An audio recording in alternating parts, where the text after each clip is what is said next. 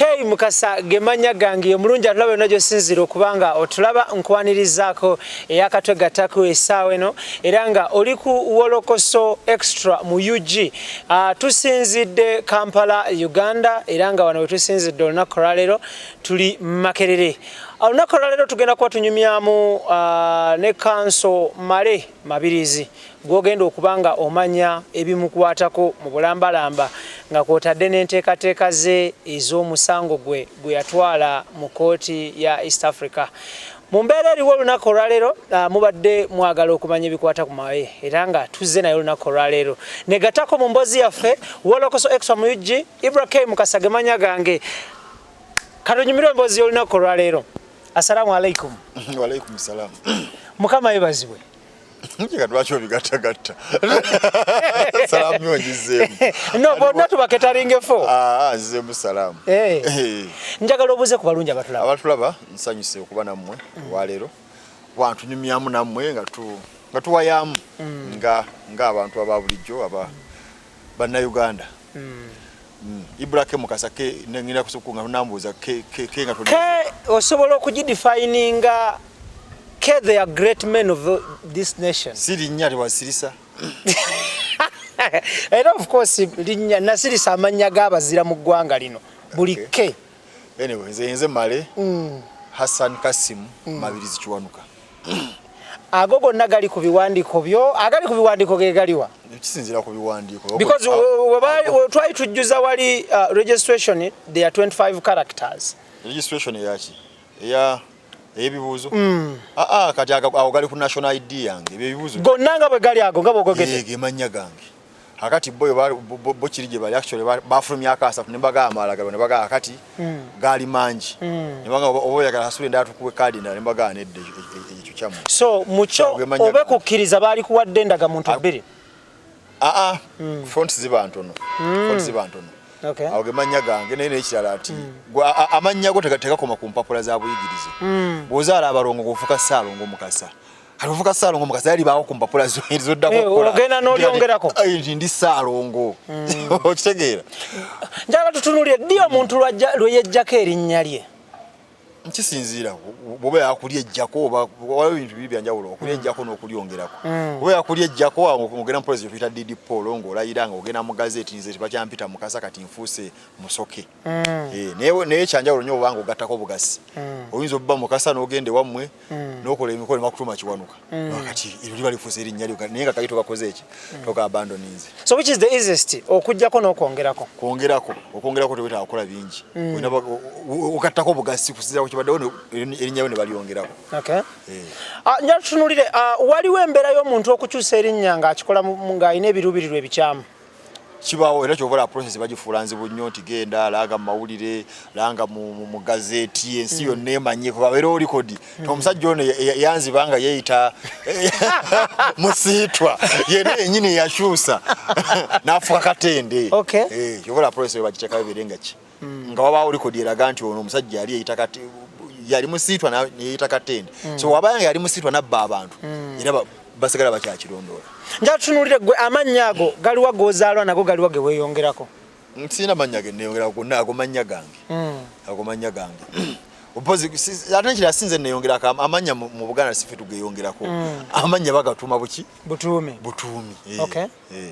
IBRAH Mukasa gemanya gange tuline Male Mabirizi Hassan Kasim.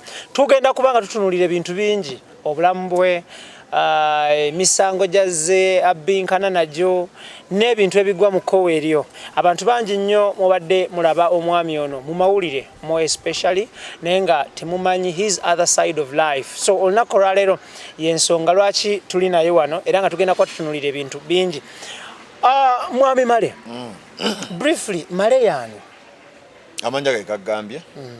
Oya kumanya gye banzaala. Nazaalibwa mu 1987. Nazaalibwa Lugazi. Mama wange yafadda ne yeddira nsenene. Bamuyita ndwadde wazibwa. Yafanduza ne wa myaka 5. Tata wange gyali bamuyita Muhammad. Bazinduse luli bedda mutumba ganaafa. Amanya amangi ero gawulira ngakola ki. Ndaba kati gye gava. Ndaba amanya amangi gye gava. Akati Muhammad bazinduse luli bedda mutumba ganaafa. Akati luli bedda bazinduse negana afa awo gonna galina obuvubu munti jajja wange omukazi yazaala abaana 9 abasooka ne bamufaako bonna omwenda gwonna kati ono we10 yalama kati bwe yalinga alamagane lulibedda nange nennamya omwana nagana afa bagasalira essubi yalama ye taatawo era ndoza yazaako omwana omwana okuzaala ne kukoma so kati akamanya bazinduse kati okuzinduka kukeera kati bakeeranga nnyo okulaba nga bakola eddagala omwana alame kati omwana wakuzindukira buzindukizi kati abantu bazinduse alulibedda nafukaga nafa so abo bebanzaala natandikira lugazi okusoma mu nasale lugazi community awo nenvaawo nengenda ekokonjero kati mu kyalo ebuyuku eyo nengenda kokonjero muziri mu primary school nasomera P1 paka P7 natulyawo P7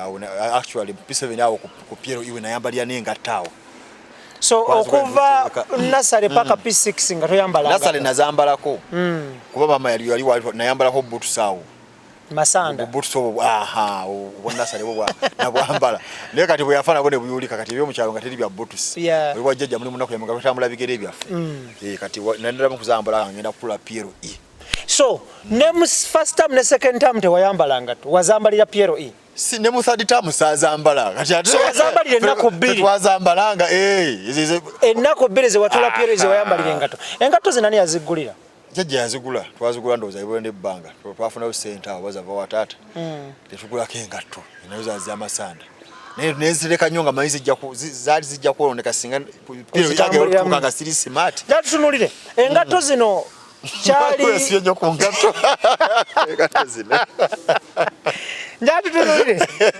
chaliko ku school requirements ndio mwana najja nenga tokolera mu Piero ate chalinga ko naye kugamba Piero nga twetegeka ngowominga bere wanjawulo uniform inabba yanjawulo kimijira kwa kyanjawulo kati emu kunjawulo ezengatto nawulire nga mutufu funye confidence nange ebuzo nabifudde nga ndi smart roughly mu kibina mwali mba mikabo bojjukira ekya P7 oba twali mundu twaka twabera 5 ku somero lyaffe lya muzirimu oba enkaaga naye kati then tugenda ku center kati omanye ku center mutulaka amasomero mangi okay nja tunulya mu kibina mwali bameka abayina engatto abanga batono naddala basinga kuba abawala bava mu families naye nabo bazambala akalumu kuba balinga bateka mu socks enyo bateka socks enyo ngefuzoonona kati baba mwalinga mu Robin anga ayina engatto abala tebayinanga nenga ffe tuli easy bitu gafayimanyira njatule P7 eno wakola otya P7 nafuna 21 21 ng'atenze nabasingaawo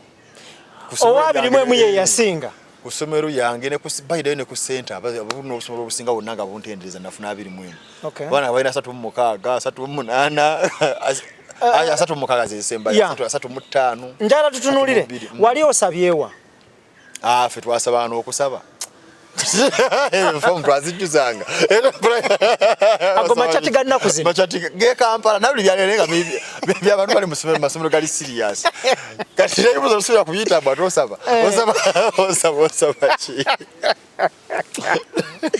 ay okay betenga tusaba biki tuwasabanga kusaba ebyo gamba so njala tutunulire senior 1 ogenda wa senior 1 nasoka nengenda ku St Peters Nkokonjero naye kati eyo fees nasomako taamu esooka nentula mukaawa abo nezibulamu ati nemane bandete Kampala mzee inakimaye mu kyawo nayete Kampala nengetako okusoma Natete ku Queen High School nasomerawo okuva senior 1 mpaka senior 4 nga tata yasasula mwali musasula fees meka babojjukira zali meka musanvu kanana mwali mwaka 8 kya kajali musanvu kanana of course zajjanga olusi nezeyongeramu basically zali nga musanvu so senior 1 all throughout zali ngatto awo zali ngatto zenyini ate nali nsomera Kampala kati Natete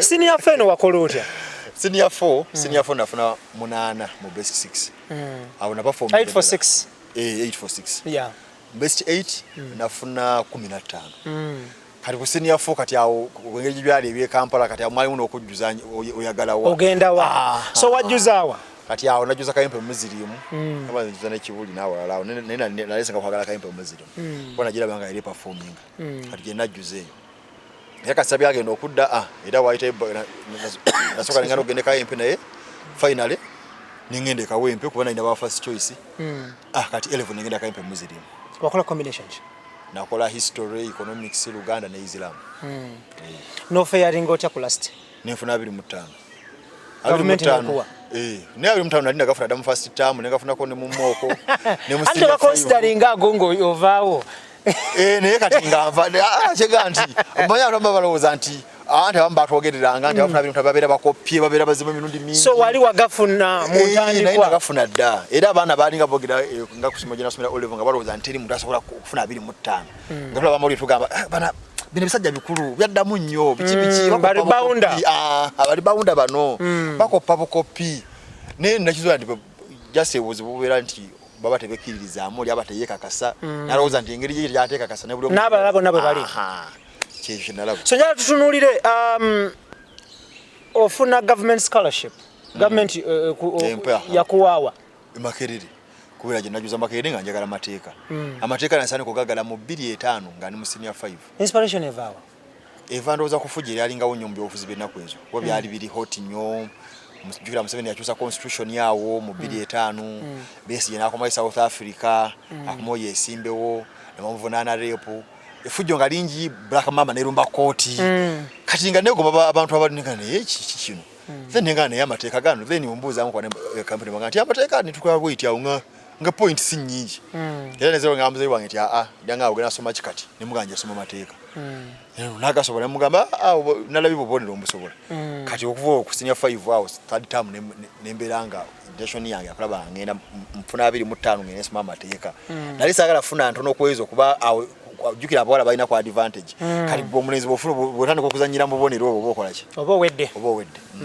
so ojje Makerere osoma amateeka nzije Makerere soma amateeka nsula mu Sibirwa Hall tuwaayo amateeka gatandika to moving on then mateeka second year nitandika okukola business nitandika okuwola sente nga bwe nsoma amateeka nasoma ngadde ankubira olubula bw'abazaagala nga nkubira essimu so fourth year genda okutuuka Makerere nga nina okusalawo ng'oli mu liba omusiraamu muyinza okiyita liba naye ate namulamu okuba endobo wano Kibungo banka ya Kibungo bagigana muga banka yaffe bagigana tebatuwa nsonga so wagenda okutuuka mu mwaka ogwokuna nga liba ejjudde nagenda okutuuka mu mwaka ogwokuna nga nkola business kati nga nali tumaze n'okuteeka office nasooka ku office kati ne maani okola office nasooka kukolera mu room yange mu Nsibirwa 161A ne maani enfuna office entono ku hostel ne maani enfuna office endala ennene kati nga ndosalawo ngende fuke manelenda mu line eyo banzire ku mateeka bwe nagatakata mu ngano sijja kusinza kufuka advocate manelenda kangende ndikuli yange njimaze kankole business kati awo abananga bamwe bawukanirako abagenda njagala tutunulire was it a right choice not to go to LDC no branching it out to me I think it was right kuba najirowooza ebbanga how najirowooza ebbanga ddene nze bwe nali nzija okusoma najja kusoma tusoma funayo magezi kakati amagezi nengafuna then time netuukanga ekibuzo kiri nti kiki okuweeyinga nkole kino nkole kiri n'ekirala passion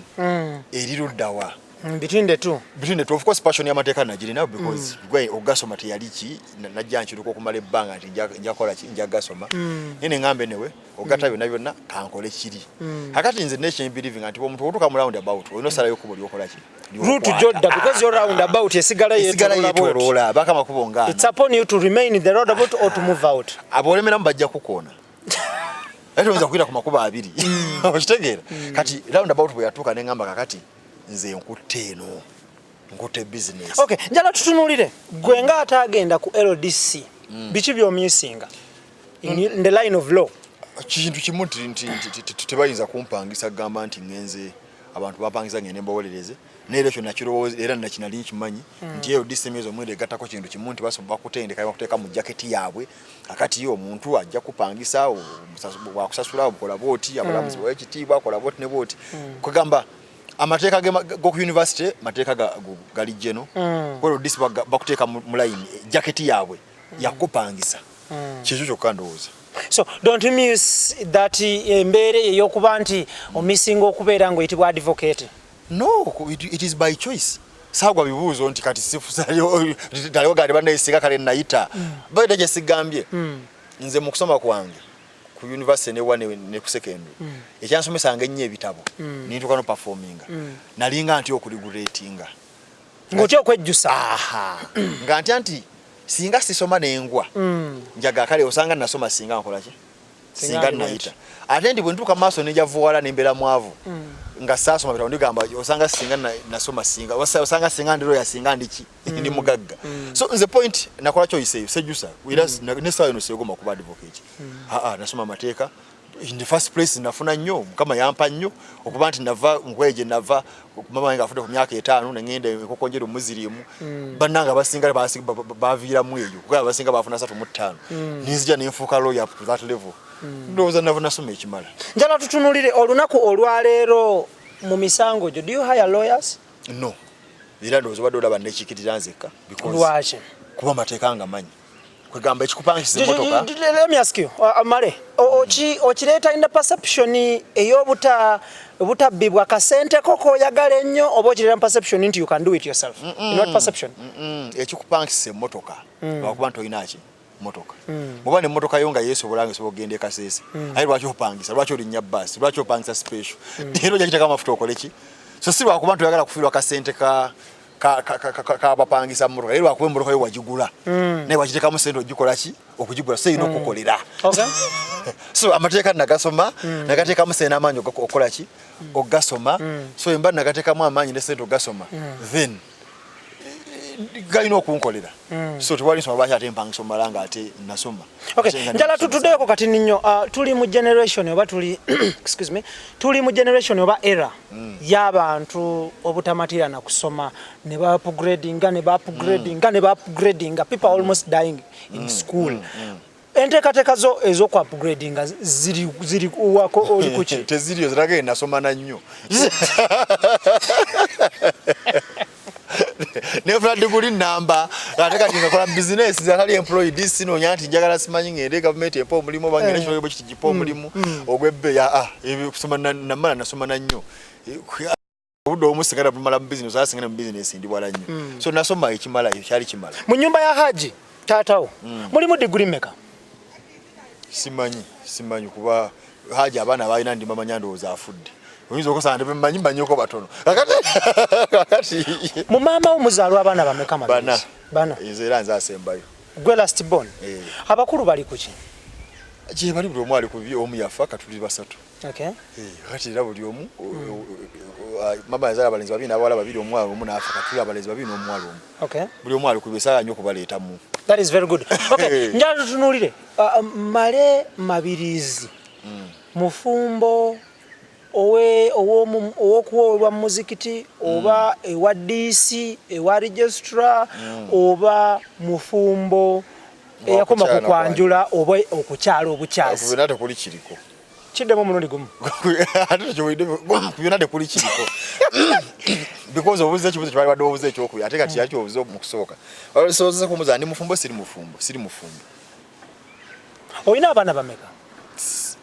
oyakumbuza benyine sinafuna mwana tonafuna mwana omusajja yalizaalidde ku myaka emeka era nga ayina ki kisinziira buli omu ayina enkolaye kisinziira omukazi wafuna mukazi ki wamufuna wa mukkanyiza because okuzaala si event si mukolo nti kujja lumu nekola ki nekuvaawo eba process era kubulinga bufumbo should we send obudde buno bwomala mu kooti ennyo bwe bukulemeseza okuwasa mu kooti wakanda ba myaka emeka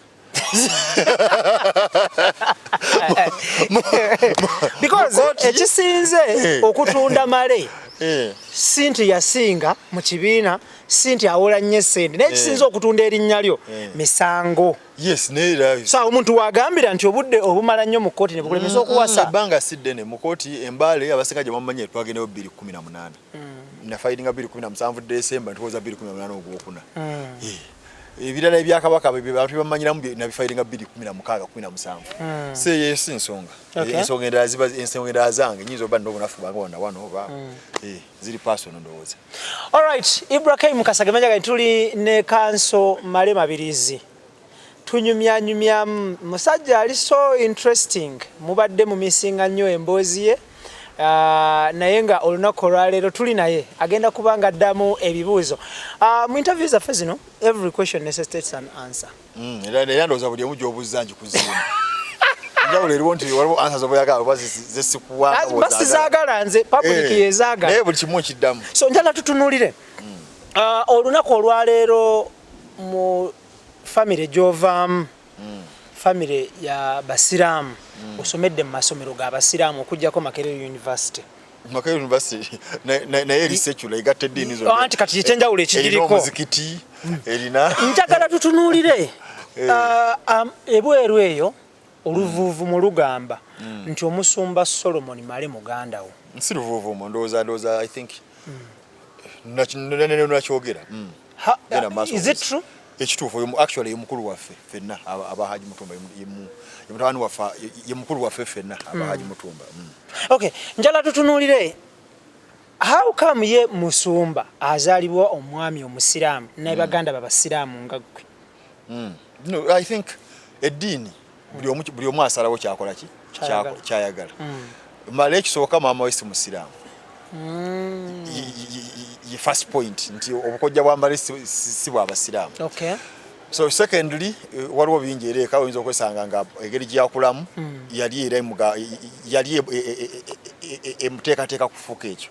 Then naye kenyini w'omuntu ng'akuze asalawo n'asalaga nze ngenda kuba mulokole. To that extent n'afuuka ayitani pastor. Ayina ekigambo kyekwesa erinnya lyeyita. Anyway, naye n'afuuka pastor. Then ojja kwesanga tulina ne family endala kati nga family ya taata waffe Kasimu Male. Era eri abawala abamu nga bo bagamba nti ffe tuli balokole. Okay. Ate ngeri abalala bali sitonye bagamba tuli baki tuli basiraamu. So ekyo kibaawo because eddiini omuntu akola n'asalawo n'agamba nkwatewa. Kwate eno nkwate wali mbere musiraamu mbere muprotestanti mbere musamize mbere mu kibuli omu asalawo kyanakola. Okay. So tekijjawo point yaki mu busiraamu okimanyi nti Muhammad yali musiraamu yakulya n'abasiraamu naye kojjawo omu n'agaana okukola ki okusiramuka. Era naye Muhammad n'asagaga nti kojja wange muveeko newankubadde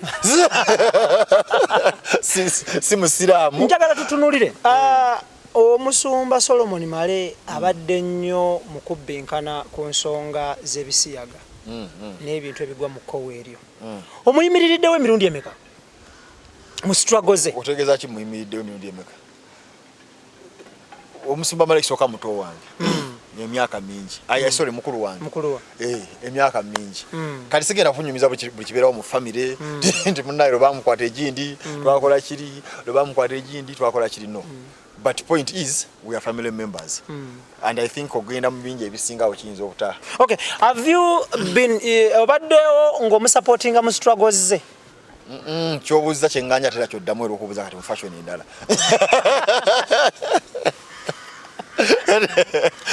Kyokyusiza n'okikola ki? Kati njegaye Musumba Male muganda wange tuli ba Luganda. As to how we relate ffe nga ffe mu ndeeyo ebiba byaffe byamu. Okay, njala tutunule. How often do you talk to Pastor Male? Era ekyo ekibu ky'obuuza gumanya kimu muganda wange Pastor Male. Gye twogerera oba twogera na mukazi we abaana baalina then saa nyo tugendeyo tudde ku Male mabirizi ono gwolina wano olwaleero. Kuba Male naye nalaba naye olina wamukolako interview then nomanya ebibi. Ibrahim gemanya gange era nga oli ku WOLOKOSO extra mu UG tuli ne kanso Male mabirizi. Tunyumyamu wano ne wali. Njala tutunuulire. Kiva kuki case in point olunaku olwaleero nti wajja ku government scholarship e Makerere. Someone would think nti gwajidde ku government bursary oba scholarship you would be in support with the ruling government. Eddembe lyaffe nga bannayuganda government si yerituwa. Taata wange ne bajjajja bange ne bakojja bange bawangayo omusolo. Kati njawulo eriwo nti omusolo ogwo at one point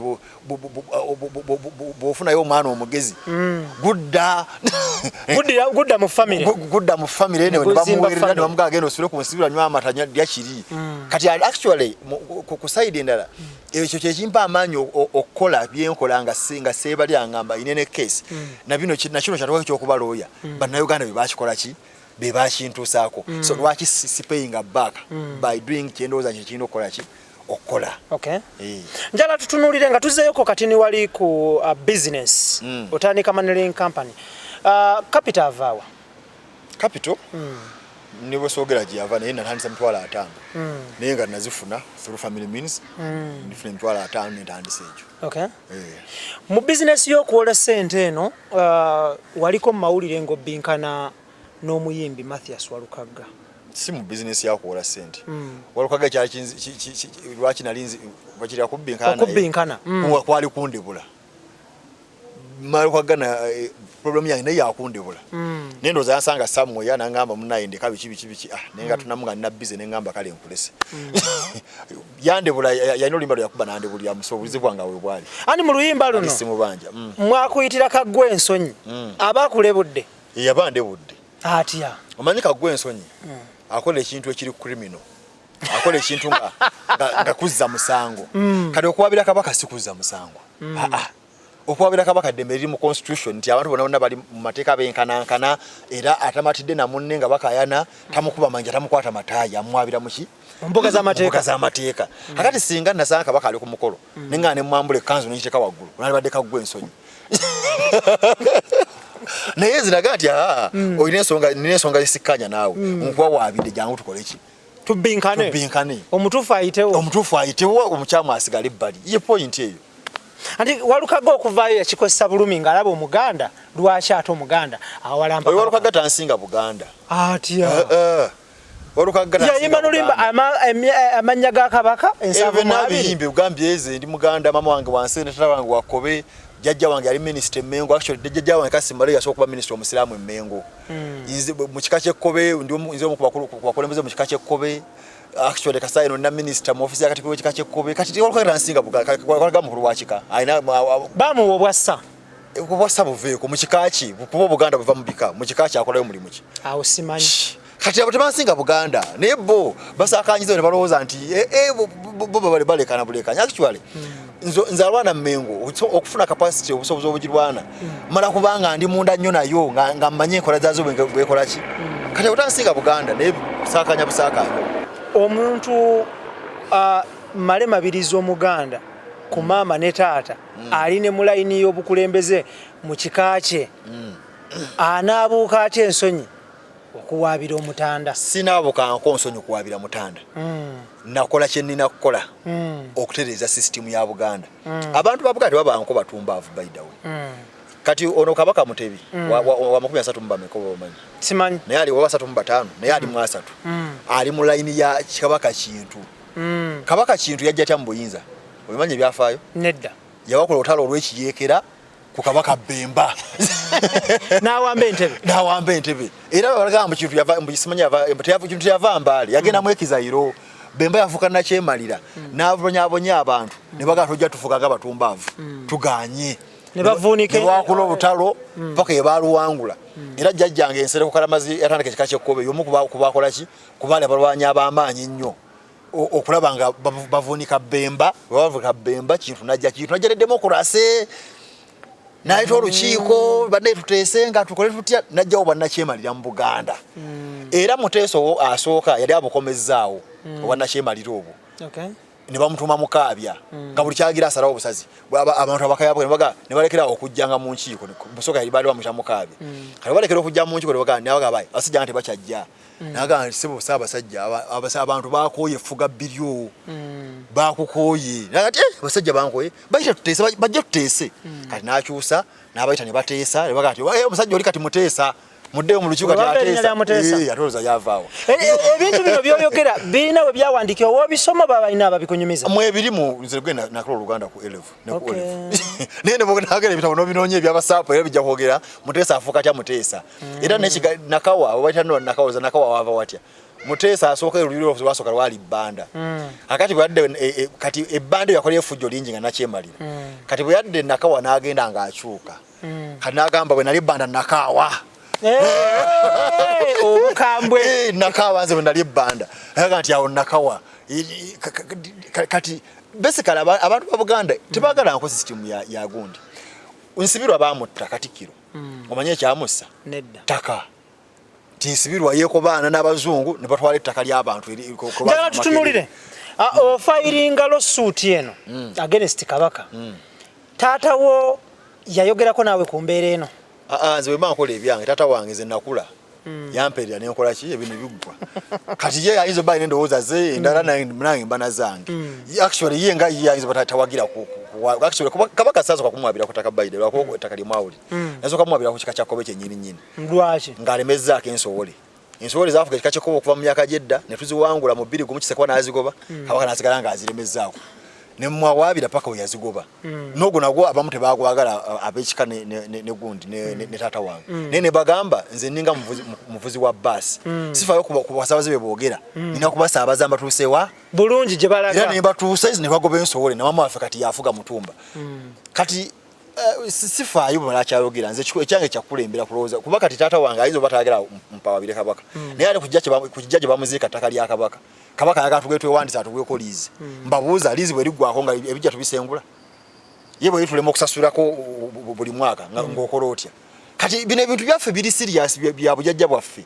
Abantu olowooza byakusaaga. Nze jjajja wange yasengeka sana mu 1890. Okay. Ne tuziiko kuva mu 1930. Abaana azo kubali okwo. Kati ugatwe wandise twewandise eki. Nti tuli bakibanja ddala. Njagala tutunulire Male. Omuntu bwavaayo n'ataminga Male nti Male is rigged. Male is big-headed. Okuba ebibiri byanjawulo okuba big-headed n'okuba rigged byanjawulo. Byombi nga bikutaddeko omugwe. Okuba wa mutwe munene. Oluusi omutwe munene guyamba. Gutya. Consistency mu bulamu bw'otandika kino ino kiremerako. Gwe mutwe munene. Era bonna abawangudde babadde ba mitwe minene. Bamandera be mukongiriza bafuka ba mitwe minene abazungu bagatu balina ganidda. Museveni yafuka ba mitwe munene nagaawo gobali tojja kutufuga. Okitegera bintu ojja kutufuga. Kati omutwe munene gukola oluusi. Kati gubambi mpozi mu baana nti omwana oyo wa mutwe munene obugaji utakola kira kiwulira. Naye mu life ya bulijjo gukola. Okay, how many people called you, if you remember roughly, to have a rough picture of the calls you received? Nga bakugamba pulling out of the Buganda case. Abantu of course babanji babyogerawo yayinza okujja sikisaga number weight because abamusinza ba disclosing amuso ba disclosing at a different level. No mulungu kwa kubategeeza nti look bino si bya kusaga. These are principles. Ziri beyond mutebingo omuntu, ziri beyond malenga ki ng'omuntu. So banji bakyogedde n'ekyo kyo kitijja vaayo actually nabagamba nze okujja omusango gwa Kabaka waakiri yansinga n'endiwa. So omusango guno guli kuki? Omusango ekisooka teguwulirwanga. Gwo gwennyini nga gwo omusango. Olwatuuka naye ng'osuubira gunaawulirwa? Gujja wulirwa nti just jakubulira lwaki teguwulirwanga. Otegera guli kuki. Kasita nawaaba Kabaka n'ajja n'agamba nti ndi mwavu nnyo. Ayagala nteekayo obukadde 5 nga bwansinga nkola ki? Muliwa. Kati batu kyali ku bukadde 5 naye ne ngamba nti owaayo nga bwogere ndi mwavu nnyo. Mpa ku bank statement n'ebyapa n'abantu bawandisa nange mbirabeko nga sinnawoza. Kati okuva awo tuli kuwezo nze ne muwangula nyamuwangula ku bwavu bwange kodi ne mugate omwavu tebamugana kuwaaba naye nga 5 byo wali obirina oba naye mbiro banalisibina sayina kubiwaayo ye point nati question wana eri nti byo byaliwo kati kiringa kubuuza nti kakati okugamba tetukontemplatinga yali agala court order nete 5 kati sinza kubuuza oba yaliwo batebyaliwo kuba sayina kubireeta lwaki kifaananga nga tekiriwo kati nange ne mugampa mpa bank statement n'ebyapa photocopy byonna ebya Buganda ompeeyo n'abantu bewakawandiika ne musinga mu high court mulamuzi basaza waswa n'agamba ekituufu abikuwe obitunulemu kati Kabaka n'abugesola ganti gamemu kati n'ajulira bw'obikyupula nanga obuuza nali njagala copy nganza omuganda kuba ye mukulembeze wa ekyamaani wange no because tutambulira mu mbeera ya bikyupuli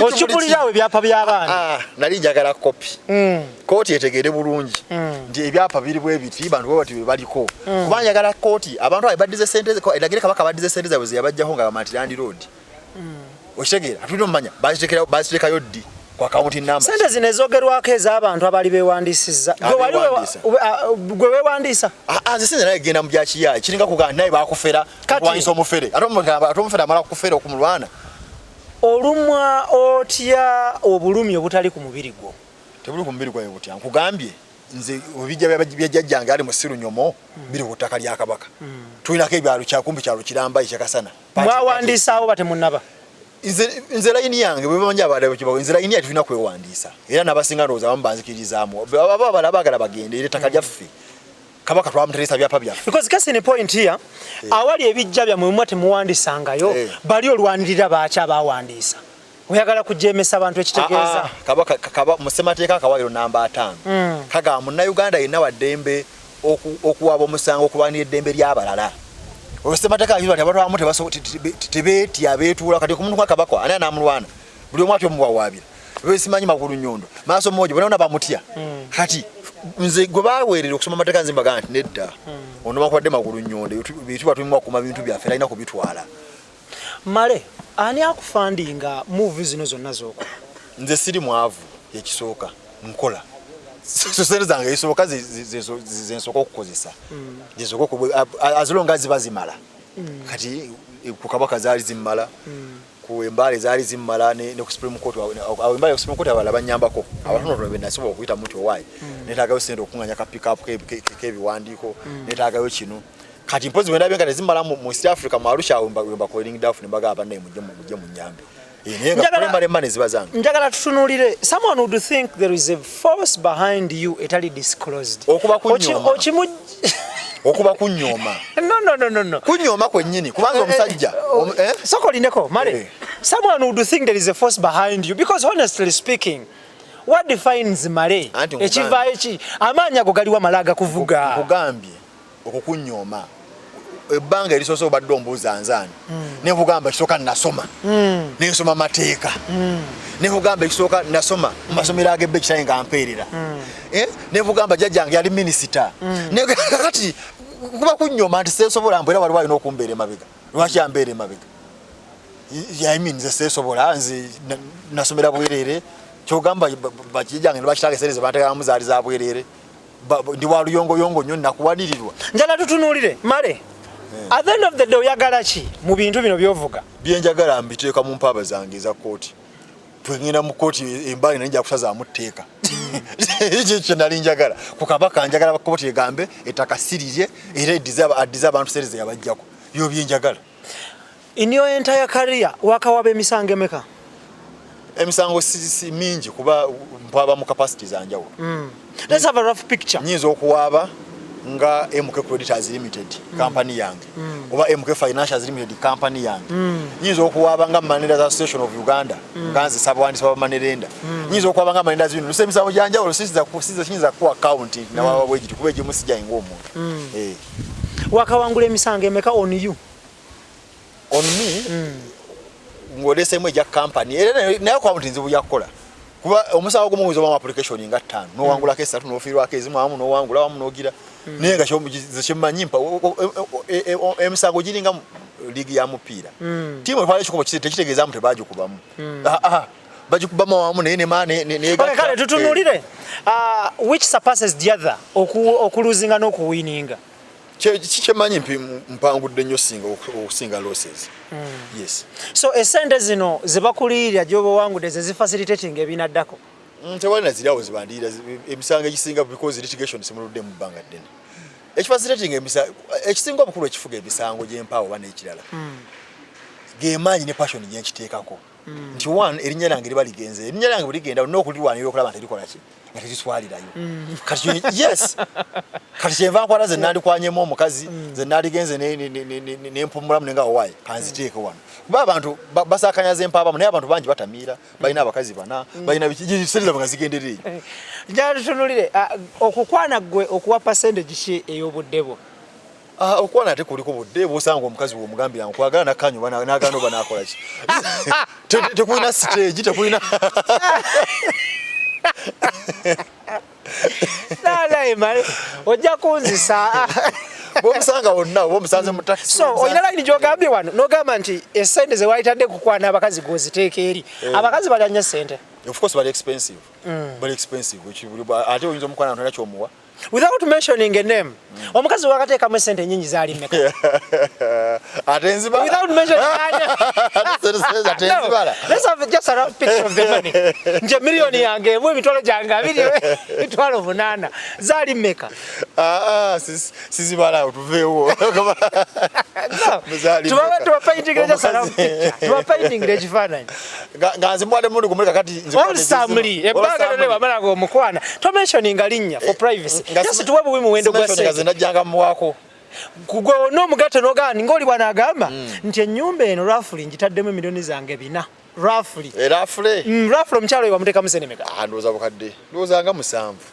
Roughly. Ne mutakwatagana ne n'agenda bw'ati n'obukadde bw'omusanvu. Ibwe biba ate okola ki? Ne kati gwe looya omugundivu nga togulawo losuuti ku mukyalo ono. Obtaining money by false pretense. Oli muzannyo. Ibrahim gemanya gange tulina kanso male mabirizi. Tunyumyanyumyamu walole wali. Musajja ali so interesting. You've been missing his other side of life. Nga mumulabira eri mu bintu bya misango na makooti. Ne tufuna his other side of life n'obulamu engeri gya butambuzaamu wano ne wali. Njala tutunuulire. Oli musajja musiraamu. Bwo busiraamu tonabo kuba mu mbuga z'amateeka. Ngambulanga ki? Bwo butuukiridde nnyo tebulina nsobi. Ate bannaye buli kimu nze nakikola. No. Watugambye constitution erina weekuwa akawaayiro akagamba nti anaalabanga ababonaabona awo balwanirira. Ekisooka ndi musiraamu, possible kuba ate wange musiraamu naye si practicinga nnyo. Ndowooza baba naafuna family ntandika okupracticinga ennyo. Nyiza kukola comment emu nti nze mubajje gwe saagala. Ng'omuntu so obukulembeze ate yatubbanga muntu yafuuka mufuti nalyoka atunda omuzikiti gw'okwiriyamu n'atunda ebintu kati yatubbanga. Lwaki togulawo losuuti? Bamuvunaana. Omanyi religious obukulembeze bw'eddiini buli ku trust. Akati gwe oba mufuti n'oyimirira mu kaguli ne bakusimira okuvaana emisango n'owa n'obujulizi ne bagamba nti n'agamba naye walimba, then gwe kennyini oba olina okudisqualifyinga. Kati kasitayagaana nze naye baŋŋamba nti oba bagambya Old Kampala eriyo jjana sigendayo because tayinza kunkulemera. Osaalira wa? Sitera kusaala. Wasembayo ddyo okusaala? Naye leero nsadde nsaalira ku muzikiti gw'e Rubaga. Lw'osadde? Wakasiiba ebisiibo bimeka? Lwaki oyagala mbibalina nate kasiiba nga ndi mwana muto. Kino ekisembeyo wakisiibye kyonna ennaku 3? Okusiiba kuba private kaunda ya kusaala kati lwaki oyagala nkubuulire oba nasiiba oba saasiibye. Tuyina ennaku 6 eza siitati z'okwasaamu. Imaani sigituusa. Njala tutunuulire bw'owangula emisango gino n'ofunayoko ku ssente, lwaki tofisa akakasente n'ogenda n'okola hijja? Nze siyinza kukola hijja. Lwaki? Sikikirire. Ekisooka nze ng'omuntu nzikiriza nti eddiini zonna engwira bazeeta kutufugirako wano, kutufuga na kutukolako bizinensi. So okkiririza mu busamize bukozi bwe bwaffe ng'abaddugavu? Tobuyita busamize, gwe buyite ensinza yaffe ey'ennono eya wano. Okkiririza mu nsinza yaffe ey'ennono eya wano. Kyendowooza nti omusoga yali badde akola abasoga kye baakolanga edda abazungu tebannajja, n'omugundi n'omukyoyi kyali badde akola. Muyina essaba ewaka ewammwe? Waffe tewalina kubaabusa, lwaki tuba n'essaba awaka? So musinziza ku muti oba ku mayinja? Mu kalica ya Buganda buli kika kiba n'embuga yaakyo. So ogenda mu mbuga eno n'oteekayo ebigali? Ebyo byange bwe ngenda obasiga naye bwe kyobamanya neddira kobe ekika kyo kobe kirina embuga yakyo enkulu eya Namwama, ate buli sigali nva mu siga lya Kawoma n'esiga lya Kawoma erina embuga yali ewasozi Mawokota. So nze line gye mbirivingiramu. So eddiini, that's why nze oluusi ngenda mpola. Nze ng'omuntu ndowooza abasajja baali batusalira amagezi gajja kukola ki kutufuga. Abazungu bajja ne batuyaiya ate batuwamba manga ne bamukwata ne bamuekizayiringa. Ate abalabu bajja ne baleta eddiini ate nga bali mu slave trade batunda. So ndi wakati awo naye nga ndi musiraamu to that extent. Thank you so much. Nga tuvuddeyo njagala tutunuulire oli mu Moneylanders Association. Okolamu ngani? Saabawandiisi. Njagala onnyonnyole abantu ekintu ky'okuwola ssente kino abantu bakitegeera bulala. Abantu abasinga kiva ku ki ku buli 100 abantu rafulinga 95 balemererwa okusasula essente ziba zeewereddwa. Bakulimba. abantu abasinga basasula looni zaabwe. Actually aba defaultinga yeringa 10%. Out of the 100? Yes. Era katawira na 10. Kiringa sirimu bw'omulaba. Bantu ba sirimu ali buli wantu. Sirimu yasaasana. Naye sirimu mu Uganda yonna bali ku 7%. Are you sure? Yes, tawira na 10%. Abantu basaka balina sirimu. Naye lwakubanga oli sirimu kasita muluma n'amukenenya baga ho sirimu yatabusola yo bwalumye seeki. Kati ne money lending. Abantu abasaka abekola sente basasula. Naye olw'okuba alemererwa.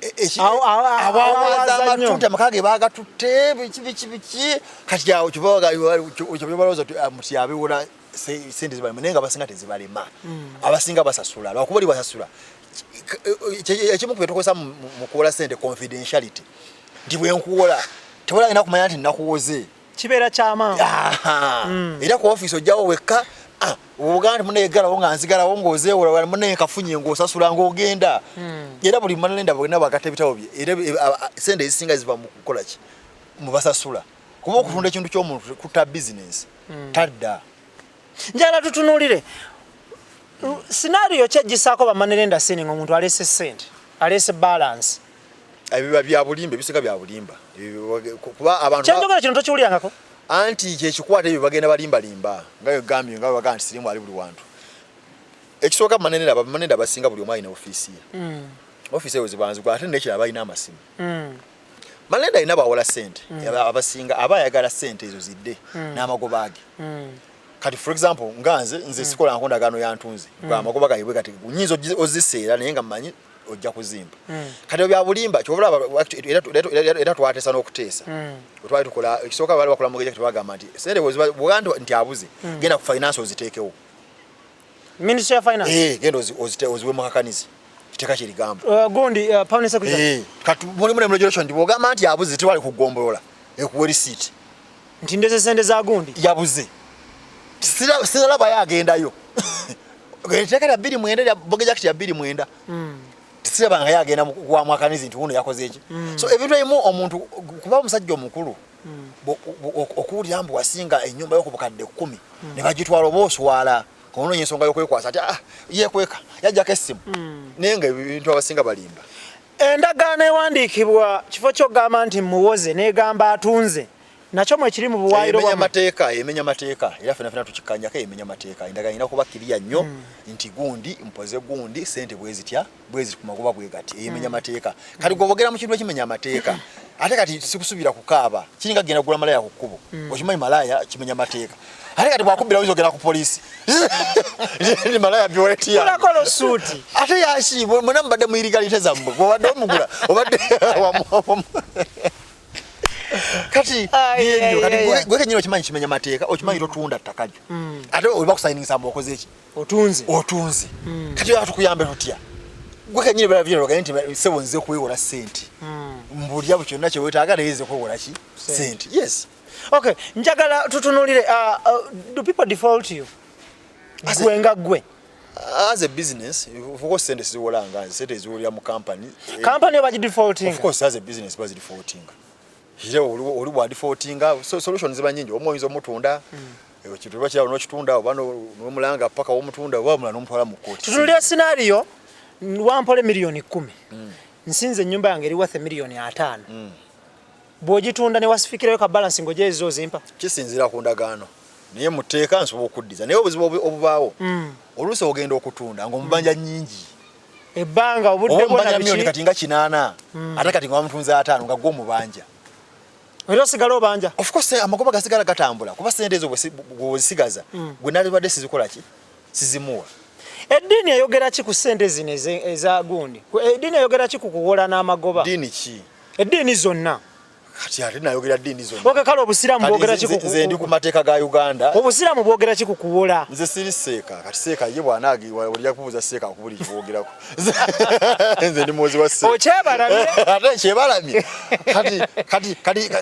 Kati olaba kati bwesinza kubuuza by'amateeka teeka ligamba ki ku kino. Ko tolirooya. Naye bwe nkubuuza kyambali okiddamu mangu nnyo.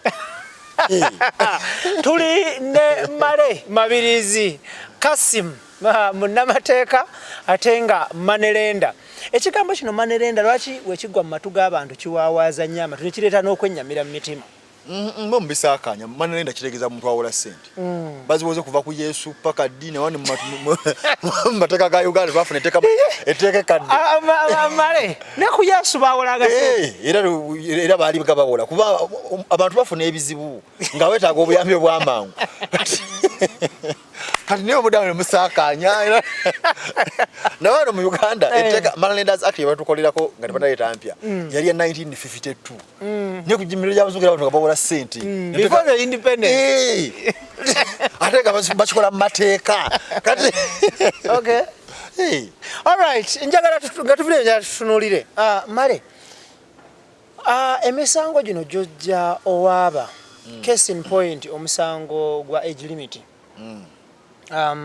omusango gwa Kabaka n'emisango emirala jozowaba obukuumi obujjawa obukuumi obwachi security as in security because ebintu byoli biri so sensitive every Uganda must be secure lwakinze netaga security yenjawulo buli muntu yenna wali alina okuba secure alina okubanga talumbibwa babbi alina okubanga talumbibwa batemu so siroza netaga security yenjawulo lwaki netaga bukuumi if any tuna kumiwa wamu bogera spiritually katonda fenna atukuumi because omuntu atunulira ebintu byoli mu biri sensitive nnyo nti bawetaaga obukuumi obwenjawulo kati osanze n'omukuumi abantu babulire bayizoloza nti oba oyina yirizi ng'oyambadde yirizi kati ate yirizi nyambala yaki because oyinza obutaba na mukuumi wa mmundu oba wa kasaali naye nga gwolina yirizi zo mu kiwato muno ng'oli bw'abajja zibote esasi nelikola ki naddayo netafuluma no but I think buli muntu yenna alina okuba secure but secondly siroza nti waliwo ensonga lwaki nina okuba insecure bwe ngenda mu kooti mba nkoze ekintu kiri mu mateeka ensonga zange ziba zitegeerekeka so siroza nti waliwo actually ndowooza bemmenga abamu bagezaako okweta akavuyo ako abanaye abaganda bujja balaba abaganda bajja kukolako nabaga ebimulimba abaganda si basiru okitegeera. Yes. Okay, njala tutunulire olunaku olwaleero. Someone would think ebintu bino byonna byo pushing are looking for fame because they be making the famous. The fame najifuna da ku senior 6 nafuna biri mu town bankuba mawulire. Lwali lupapula cholo. Bukedde. Kati actually kyakola mawulire ndagenda ofuna biri mu town nga nkola ba conductor mu taxi. Era akezaako mu 20 yawaka empemwize wada kola ba conductor mu taxi. Kati awensi yamanya. And actually nze personality level yange nyanyo okuba private nyanyo okuba down to earth lwako olusense imana yokulemerera nekola ki neko exposing yes buneze nyanyo life yange nyanyo okubanga eri private yes. Okay, njagala tutunulire, do you have an office, do you have an address? Ateka business njukolirawo Hanta abantu bangi wagamba nti oyina briefcase business oyina briefcase church oyina briefcase what nakugambye natandika kukola sente mu room yange nengena nefuna office ne mane nefuna office ku biri so abona nade kulaga nti that company has an office. Yes. All right, yes, tuline male mabirizi tunyumyanyu wano ne wali tuddayoko ku mulimu gwa soko kola before okutandika okuwola sente wayita mu mirimu emeka okweyimirizaawo olwokuba ngambe tax kakati of course kisinzira because nokuwola sente kugamba nakutandika nakwera nkyaso naye nga of course emirimu gyebutoji manyi genda opote muvaka ya senior fo wakola mulimu ki awo napota wali pota ekizimbe kiriwa bizimbe bingi waliwo bweyogerere actually ndoza nawo napota bweyogerere napota ke wankoyo yawo akunike ke yazimba wakaita wata bweyogerere rest gardens polo ke guest house awo akala bweyogerere nakunda boita wo uliro otya ku bizimbe bye wapota nga biyimiridde yali contribution ena kola ne basasula wona ko nenvaawo so as it buli kintu kikuba novaawo ne weyongerayo vacation 6 wali conductor awo nakola ba conductor mu taxi taxi zivaawa ziddawa nasoka nekolera ku zana Kampala nekolera ku Natete Kibuye nekolera ko Luzira. Was there any scenario nga conductor ga munziriza balance atawera nakukwata matayi? Of course bibitu bamwe wali wazikira ipozo kujja yankubulu yawo kisawe nakivuga ngakulanga ki namugamba bina koye abo yajirinye Kampala bina ndoza ina mu bisatu nemulako nesoka nemuvugano yali akuvira mu ne tumuvuga paka ku kisawe dereva naga mujjemu navaamu yankuba bukubiruyi nokola ki ate nekola kinga agenza ate kati obanga musira ate kati bomulwanyisa bajja kubba ko sente jukiro bozina mu nsawo conductor omulimu gwa conductor guno oyawula ddi nze sina njawulo gye nakuba nze mbirivinga era actually ebbaga namala itashine ekisooka mu takisi okulya kwa bwereere ezo temuzibala nannyini motoka batanafuna nga mwe mwalidde dda ate munakola muti okulya kwa bwereere kati bwe kyemusanga kyemulya because ekintu kino lwaki nkireese ekintu ekyo nina mukulu wange alina taxi naye twawuliranga bigambo ebyo nti oba tonnafuna na ssente za kyamisana mu makaago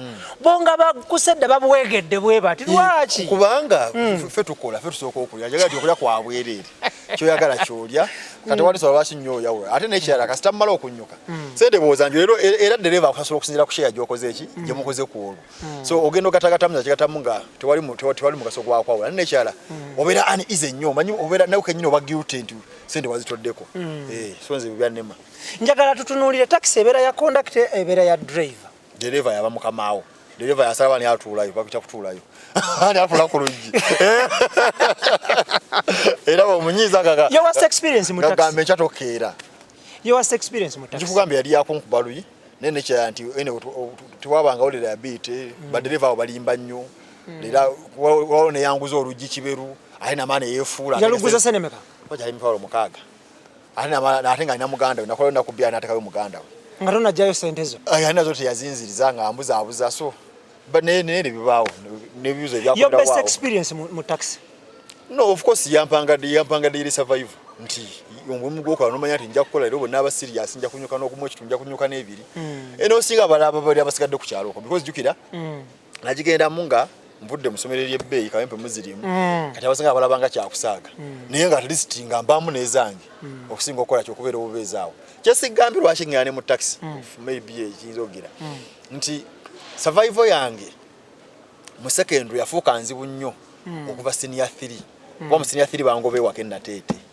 ng'okoze ekyo byali bingi twafuna obutakanya bungi ne muka kitange biki yagenda okuggwa ne banfuutula ate banfuutula ewaka survival neefuuka nzibu newankubadde sente zagenda ku ssomero in the first place bali bagansomera mu kyalo ne maane n'engumbe zanayo nalinayo bakazini bange nentambula okuweza na paka nateete paka eraddayo paka na maane nengenda mu boarding kati essentially awo nange olina obbaamu ne ssente ezikubeezaawo ogambanga n'agambye nti jamunayo nkusuze olina obba n'ekyokulya nga olina okubanga yakuwa wakwebaka naye gufuna ekyokulya kuba naye akuyambe sitali bulungi akuyambe naye avuga boda naye akyajinga batule kati oyagala kukolera eki so taxi eyo at least yampa survive eyo muvaaka paka yuza ebyadda then bwe namala ate ayine maana enfuuka omusomesa wasomesaako ku ddaala ki A-level wasomesa A-level nasomesa A-level economics nasomesako North Road SS ekibuye nasomesako era liri kajjansi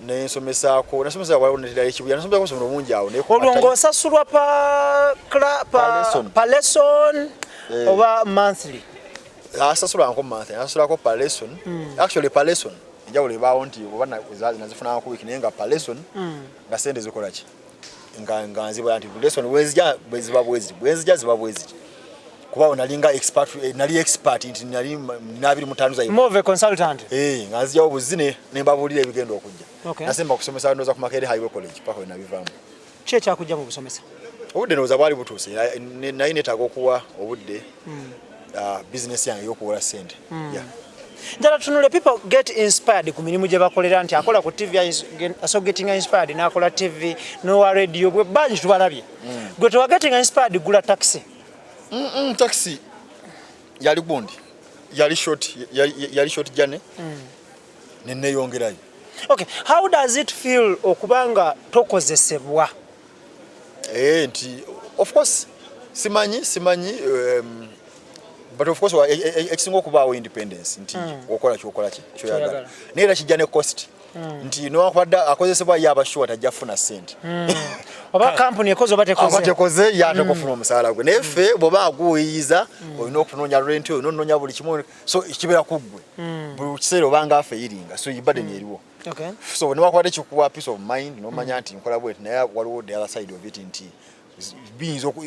sente ziyinza okuba ekintu kyona nekiyiika nga tolina gwogamba nti owayinsasula nga tolina woddukira ng'olina kifiiramu because obadde ozirya bwomu bwe zijja ozirya bwomu era kati nosi ne bwejjero olina kukola ki olina kukishodalinga bwomu nga tuzzeeyo ku misango gy'owaaba abantu abasinga bwe emisango gino bwe tuba tuyita eyo tuwulira abantu nti oyo jjoka kazanyinkirizi lwaki bakuyita kazanyinkirizi ngate ebintu bangi nnyo besaswa disclose mu kamera abo bali omanyi bintu bibiri ebayo omuntu nga takuwagira nga tawagira kozi yo nawe ng'omuntu katakuwagira kati abamu ku agelimit tebampagira abamu kati nga abaganda abamu abatamanyi buzibu tuyitamu kabaka nga atukula tunya ku ttaka tebampagira oyawabira kabaka kati ye nabula objectivity kati abamu n'abeera bwatyo omulala naye buli omu alina opinion ye naye nze nakye ngamba abantu bonaku time tells time era buli omu mugamba waliwo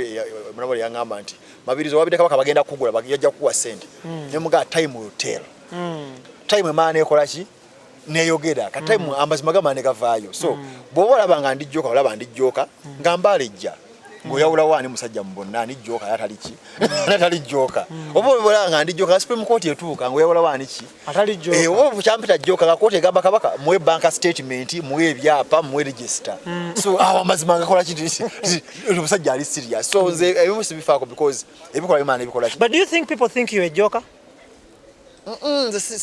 Si thinking kye bathinkinga nze I know ndi serious and seriousness yange ejena results yes results zeyogerera tugamba kiringa mu class wabanga abaana abata discussing anya bahada bunyo bibuzo naye nga bwe janga ina kyenda onadeerereja nga ina 45 kati so kati goli mubali abekyenda abaterereja nze nkola actions zange ate si minding oba zirumizani nze kintu kya kiri nti begaba mateeka njagala emiraho nga kigayina okukola era oba kabaka yagamenya oba njagina standing ekiyimirireko paka we nakitugusa ate sijja kuba compromised in any way sijja kuweebwa ssente newe zinaba nyingi zitya yes. Okay, thank you so much. Njagala tutunuulire Supreme Court ya ruling notabeera mu mativu bw'otaba mu mativu n'okola appeal mu East African Court how far eyo sa appeal bagita wakola ki bagita ki reference wakola reference mu East African Court nti mu ndagaano ya East Africa baga omuntu yenna atamadde nakikoleddwa mu member state ye oba waawuliranga ekikolwa kimenye endagaano eno ajja kukola ki kwekubiriranga enduulu kurifalinga ensonga yajja kugyongerayo ngaba nagamba nti omuntu alwadde wano bamwereza mu rifaalo bamulemeredde ekawolo tumuwereze mulago kati eyo reference so nawe bakulemwerera wano Supreme Court ya Uganda yalemererwa ensonga zaffe ezatugikwatako nezongerayo tibanaaya kati abasitikako mukole eki mututawulule kino kitulemeredde kyekiriwo then obadde obuuza haufa reference jeri bagita namba mukaga ya 2019 government erina oteekayo okuwozaako kwayo era nkulinze bwena amala tugende mu Arusha tukole conference ng'omusawo gulyoke guwulirwe kati saawa eno kyendeko kyakunoonya ssente kuno na opening up ngame embali nakozesa zange ne ku Supreme Court before that tunatuukayo eyo njagala tutunuulire before tunatuuka ku ssente tuwulira ekigambo mediation nti bagambe bagende mu mediation talks wano tewali mediation level mwarozeri wetaga mediation teri mediation lwaki because wano bino si byandagaano bino kusalawo ekikolwa kimenya amateeko bale kikola ki oba tekigamenya okay kati nga tuvuddeyo embaale ne mu Supreme Court wasasanya lwafule sente meka sente zibuza kubala kuba emisango kiwala sente nyingi nizo otamanyi transport biki ate siganti bukisero biro okola ki ate saakola budget ya Mbale saakola budget ya Supreme Court kati bwe nakoze yawa ya East Africa kati zonna ezakwanga musawo yayenga mpulira nokikola nga nkikola ki nga kali kizibu okugamba nti Mbale ne Supreme Court ono teyakuba company yo olubege MK sirowooza sente sikugamba oba tonna balance nga bitabo kulaba tonna kola audit sente zenkozesa mu malema 2 ezikola mu MK oshegera zikola mu MK kati ebintu biri byaki okay byanjawulo yes okay njala tutunuulire olunaku olwaleero besides you, who else is with you nga pushing a project here? Sawa eno nze ndiyonze kanze nze nakawaba. Nembale bayida we nagenda nzeka. Abane baloka bakola ki? Babuki. Bajja.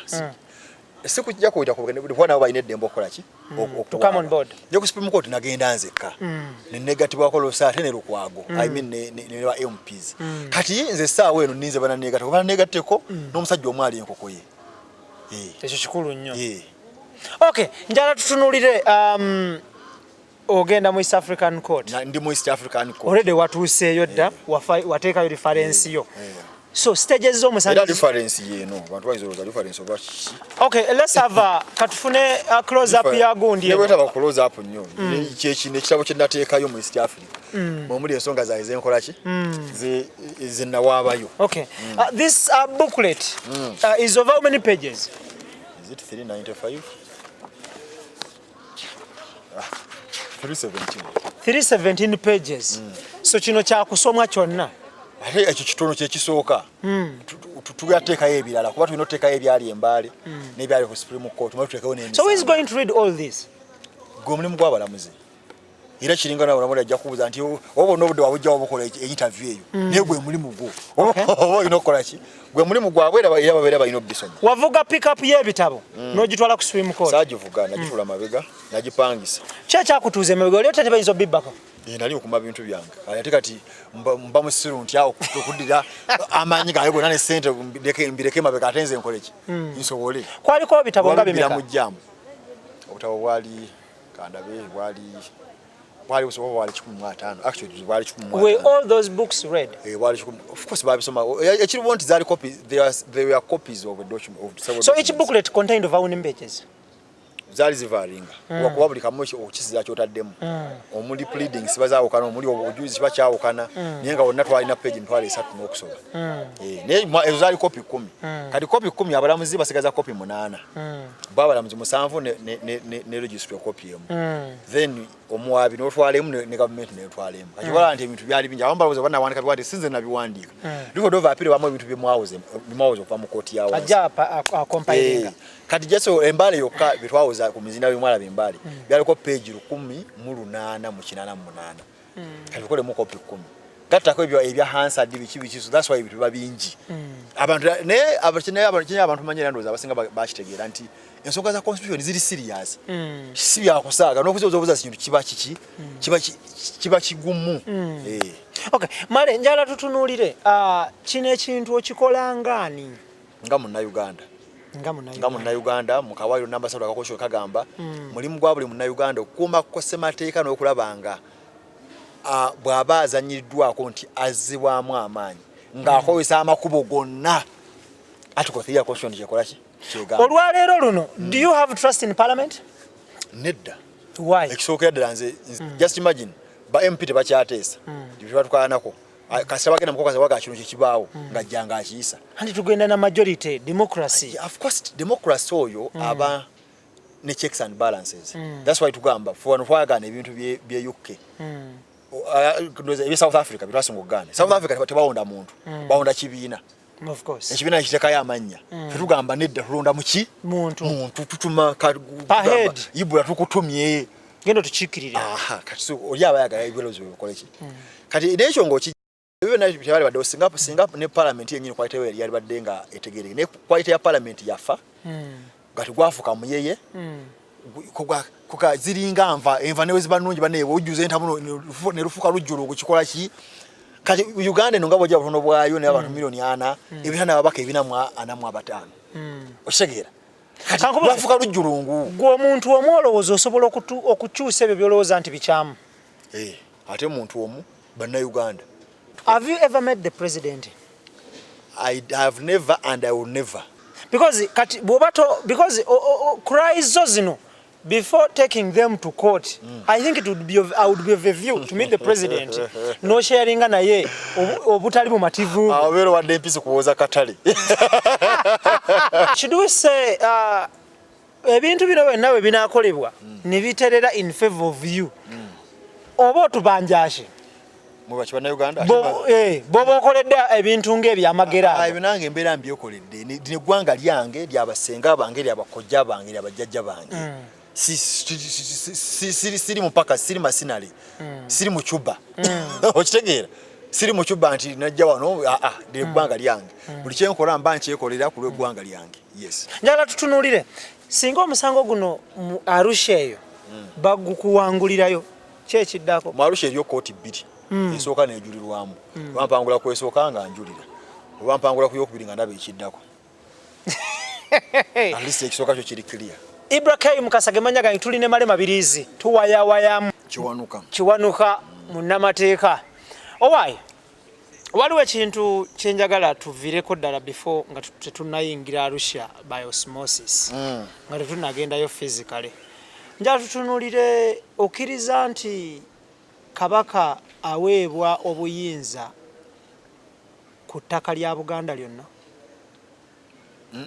obuyinza ene bukisinzira ku obuyinza bwa Kabaka bukuumi Kabaka tumuyita Ssaabataka tumuyita ngako nannyini ttaka jjajjaawo weddiraki nze sirina muziro wavaawo nzoba toli Muganda kale nze Omuganda nze Omuganda jjajja wange Namwama yakubiriza ettaka ly'ekika kyaffe ebuwama jjajja wange Kawuma yakubiriza ery'Ewassozi kakati kyamaani waabwe Kabaka ye Ssaabataka so obuyinza bwe bwali bwa kukuuma ttaka tulina ettaka lyetwagenda atuwamba mpolampola nga yalikuuma so obuyinza bwalina bwebwo generally then ku ttaka lino eririko ebyapa ettaka Kabaka lyajja mu gavumenti yonna baliyita official mailo lyani lya Bwakabaka bwa Buganda anti ye top man mu Buganda kati State House ya Museveni saawa eno yagirimu era yagitwala ali mu office ya government ya Uganda anti yagivunaanyizibwako kati n'ebintu byayo nedda ayinza okugiga bakolizi n'agiryamu ssente kati kije kiriwo nti endagaano y'olwenda ettaka lyonna libagamba sikwamaire 3 mwata n'emmeka ez'obutikkiro ttaka lya Buganda ly'abantu ba Buganda kati Kabaka alirina mu capacity y'engwa sente gundi nga leader era ebyapa bibiriko ekigambo the Kabaka of Buganda by virtue of his office alina kulwa office so singa ye muki Muteesa owulya kati bakayana Muteesa nga bakani ettaka eri Mutungo ne Kasasa yayina ettaka eriri ng'omuntu kati personal land yaligula yayina ettaka lingi ekireka liri yaligula okkiriza nti Kabaka ng'omuntu alina ettaka ayinza obba nalyo naye ekizibu kyakola ekirala ettaka lyaffe eryo ly'office agenza alipangapanga n'alifuula n'aliteeka mu nkuluze by'oyogera obinako obukakafu nga lyawa eryebusaabala okuyagoba Bobi Wine n'amugirira ettaka lya official mailo naye yagenda naye waako liizi mu Lexiba naye waako liizi emyaka 99 kati yagabako saabuliizi kati obona bwe bugundi bwe twagaba okujja abantu bakimanye nti bannaye waliwo ebintu ebimu Kabaka byakola nga tebiri nga bitukosa kali bagenda abantu nga abamenyera amayumba ne Bobi Wine naye bagimumenyera tewagira Kabaka yabagamenye atani abagamenye ani abamutumye yinyinyi yina nyini liizi ya saabuliizinga enkuluze ya Kabaka so nasindika y'abanundi mugende mumenye ati ayagala ttaka lyagamba ajali kozesa kuliwa mulala ate ani abakikoze bannaye enkolo ekibi kyogerwako n'enkolo teba mmere ebaga nti eno nkolo okay nga tuvuddeyo eyo njala tudde Arusha oyimiridde otya enteekateeka ziyimiridde zitya ki ekiddako enteekateeka zigenda mu maaso nga 3 ogwokutaano natongoza enteekateeka yange ey'okusonda ssente era enteekateeka etambula bulungi abantu batu ssente bazireese abakuba bannayuganda bo bakyali sente zaabwe ntono naye of course waliwo obuzibu bwano bungi n'okulanga obulanzi abantu bagamba nti bannaye njagala muleete ssente abasegebera abo tebabikkiriza batya Museveni naye nga sofa sente zitambula twakufuna obukadde nga 8 n'okuba twagala obukadde 394 ziringa ntono naye si ntono kukiri mu Uganda okunoonyaamu ssente so buli omu ali era kyekiva tumugamba atulabe nga atuyambako atucontributingire tulina amakubo ekkubo limu baire tukozesa ssaawa eno lya mobile money kubayo at least tumanya zijja kutuuka ate zijja kuyingirirwa nnyo wakati awo tulina namba 2 0779 86 9880 0779869880 ya MTN era erimanya gange yojagira Hassan Kasim Male Mabirizi waliwo endala yende ku WhatsApp oyinza oweza WhatsApp message nobaako kyobuuza 0701 88 1231 0701881231 abantu bonna mu Uganda baagana okukwata ku constitution bonna bakigaana nebe MP because bwe mwaweerezaayo ate numbers speak a lot which numbers MP baki supporting abo ayi nekiyala abadifying abantu baabwe kankwe MP omu Isaac Musumba yagenda ekamuli bamuga atokola ki tuchuza constitution ne mulaba ngagamba kitufu emikono gye nfunye abantu baganya okugikola ki okugikwatako baje Kampala nafuna bayita mu bus nagaba banataba kadama sanze Kampala bagambye nkole ki ngikwateko nomuzaka nakikirya Kampala kati tebanayoga twinza omufere bwa kubba ba kubbi twinza ndi munna yadira amanyi of course wamanyi yalya naye twinza kukiza nti ekimutwaza mu komera nti wamanyi si yalya oba yaga okufuna simu ennungi smartphone gwe nogikolera twina kunyaga bunyazi tunulire emiliyoni zino 3 zoyagala 394 breakdown yazo eriki breakdown ngazimu naye essentially muri mundoza ebitundu ebintu nga bine ebikulu muri mu entambula tugenda mu nsi zabwe muri mu stationary printing nyingi ezo muri mu then okusula n'okulya ng'oliye bweru eyo then muri mu nebirala ebigenderamu ng'omusabo gubeera kino kiri budget yaffe nnene kweri ku Facebook page yaffe so njala tutunulire if this trip is to happen ogenda nani or you're going alone buli muna Uganda wadembo kujja mu Arusha okubeera mu koti agenda kweno budget ya milioni 3.9 3.9 mwenya ibuli wadembo kujja okola ki okubayo nze benagenda nabo then ekyo mujja kirabanga kituuse of course ina kandi jagayere gunde ebumanya nja kubeera have you hired lawyers already abagenda okuwolereza eri obo kirimu buwomu bwera sina kwayalinga lawyer omusawo wanze nagwoleza embale then nagwoza ku Supreme Court era kati nze ngulina embale twafuna omulamuzi omu kwa kwa from abalamuzi basatu Museveni ayita ku lugwanyu kakati era nze mu yakati ndi ku research kulabanga buli kimu kikola mu ngere ebuvunanyizibwa kubera court kati yansi yonna egatta amawanga mukaaga kati okugamba fight ino kubanga ya wagulu kimisa abantu banaitu tu slow mutulu kafulabenga ukola ki guberanga kwa kika kya wagulu kwa tugenda mu court yansi yonna ya East Africa lwachi togenda mu airline companies no lobbying ne bakuwa good air tickets yeah yani ya government ulina tambulya mu bana bana batambula bati so genda ko sawansi then lobbying mu bus lwachi kula lobbying bana Uganda benyini kine kirusi cyagala mu foreigner ezo bus era za abantu bebweru nenyonyi za abantu bebweru kino cyo cyabana Uganda okay mabirizo ine motoka mabirizo ine motoka do you have a car nina lwachi nsonga nkikubuzera nja kugusa lwachi nkikubuza do you have a car oine motoka personally nyizo basina motoka because if you had a car okay kale if you can happen to get a car then lobby for fuel anakuvuga paka eri era mu bana Uganda wan toyinza ne wobo ine motoka ne wobo kale wobo ina TX ne wobo ina Ipsam ne wobo ina kizogali ogera jivugo gitwalewa oyira jivugo because mu Arusha ne wakwaita za tetuyita wano kalisizo Arusha inanye Kenya kale osoka ko kora Nairobi no mano okola ki no bane weyongerayo okay njagala tutunulire sente zino zoyagala do people abagendo zikuwa will they get accountability at the end of the day yes they will lakati sayo no bisera mbatekerawo ne bagamba twakunya usende bweziti ekisoka plan weri omuntu agendo kwayo sene kategedde budget eri wet ne bweti yegendo okolebwa era nokola ko konyi kwa WhatsApp nti bani ja kumanya bisinga nga kuweleza budget ngakuweza twakasondawo ngakuweza nakyo tuliko kati omanyi wezegendo ogenda enesondedwa era maane nkola kine baga bannaye katufunye obwezi ne bwezitya ne bweziti ina kati nayo bakuzi kugamba so esente zino sofe ziri mukuwe watoli yako tojjako sente ziri mukuwe zikola mirimu of course already tuli mu progress zikola mirimu okumobilizing abantu nokola ebiringa bwe bityo bibingi by the era zikola mirimu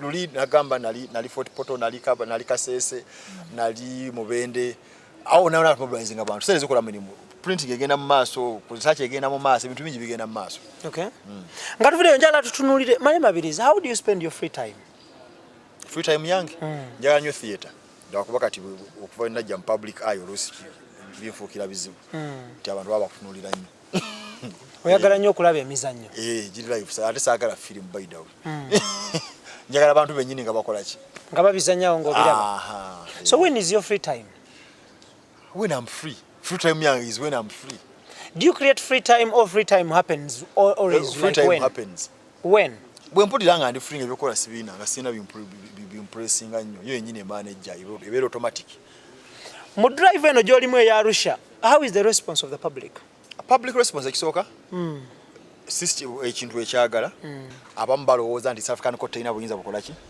bugusala abamu bagamba naye mabirizi tetujja zimwe wabira ne Kabaka waffe kati Kabaka tujja muwa kati bina byawo bikola ki wakola ensobi okuwabira Kabaka osanga bali ku funding eyo teba nkonsobi osanga sabira Kabaka singa nawe tewalinda bikati mu agelimit tebalina bwese nti South African Court of Justice yokola kyemeze baganti South African Court of Justice yokola inako za saza mutekera Tanzania yaba mawudi makufuri yali alesenga ngali yakade meri aba mawudi yali saza mulegamba limenyenda gano wano kugundi wano ku Black Mamba yasalawo negamba Black yukola byali bimenya semateeka byani constitutional yali South African Court of Justice yokola yokola lwakuba ekirala olabuli wobera olaba Museveni wa minister abane bendera bbiri ya South Africa ne yaki ne ya Uganda kati ya Uganda twagimaze tugenze ku ya East Africa kati lwaki goba kulewooza sambu tenyina mwanyi bameka bakatwala emisango mu South African Court banji court ebadde okuvanga mu 12 bantu banji bazendo wakubanti ekisinga sijja amanyi kisinga kibaliwo banakyewa biri banakyewa bina sede z'abazungu enigo zitwala yo n'abalala okitegeera kati ogamba nti omuntu avuddeyo ate twafuna wona musawo kwa byabufuzi nga guno nti omuku omufuzi asinze okulwa mu East Africa okufuga bamu challenging nti okubuleka omuyinza kumenya mateeka tabagufunangako kali kwe gusoze bala kali momentum ya amanyi ayina fe tulina okulabanga bala muzitwa kye tulina okola ki kye twetaaga kubanze mbirivinga lwaki njina mwesubi nti Museveni abanayo omulamuzi omu buli nsi twalayo omulamuzi atya luli abantu bagamba Museveni abalamuzi bonna Uganda abalonde muga kichufu ya balonde yene Museveni abalamuzi balonda twafunako bana already kale kubata londa so ndoza fera kwete kabete stress abantu bafune confidence kuba toyinza kufuna confidence mukazi obana azala mpozi paka ngo mwasizanga yebase naye njagala tutunulire olwaki otekawo personal lines zo okulwanira ku national cause okuteka kaka sente ka national cause because omusawo gwange yenze mali mabitwa kanze empaba yes kati sente oli abaziweerezanze why mobile money not acquiring sente zino mu bank banka sijesiganyo kiri awo bobazi freezingirayo netukogera sente bagane mwega simanyi bagambe tebamanyi makubo ekeza afudde omusawo bwatu okuli namasho atoliyo kati kasene mu banka gwe ngomuntu zengo omuntu ebyo byangenze ngo omuntu naye kati eno cause sente zazo zino okubanga zikola ate tebalina budde bwakizitula mu banka buli wezijja zibazikola singa omuntu atayagadde kuweereza sente zino ayinza zidropingawa ajja kunkubira ajja kumpeza WhatsApp damosome namba z'essimu ezo tuwunzike 0701 88 1231 yeri ku WhatsApp 0701 88 1231 ne 0779 86 9880 eyo teri ku WhatsApp nenga yo ya mtn number yange 0779 86 9880 zizo contact okumanya bone ebisingawo osobola okunkubira njogera mba nayo online emikutu ja online social media bakufuna social media tulina WhatsApp njigambye 701 881231 tulina Facebook page bajira agelimit track to Arusha kati agelimit track to Arusha tekiri mu kwawula ne 2 eri number 2 kati 2 as in 2 era nyo kusabira nayo ojibatekerewa awo ngirali kati bogera ku page yaffe omanya ebisinga kimu kitekako twakakunganya meka tugenda wabi biki plans za facilities ogenda up country thank you njala kwebaza obuddebo tutuse ku nkomerero y'emboozi yaffe oba interview yaffe ne Council Male Mabirizi Kasimu Kiwanuka era nga bwe bityo bwe bibadde njala kwebaza abakulu betukoze nabo omukulu Mugoya big on yourself omukulu amanyiddwa nga Idris Lukwago big on yourself n'omukulu amanyiddwa nga Tony Sennabulya olwonsembyeyo Kiza Clement Lubugumu tukwatagane mu episode yaffe eddako omukama abawo omukisa mubeere bulungi mweraba WOLOKOSO extra mu UG nsigadde ndi IBRAH Mukasa mubeere bulungi mweraba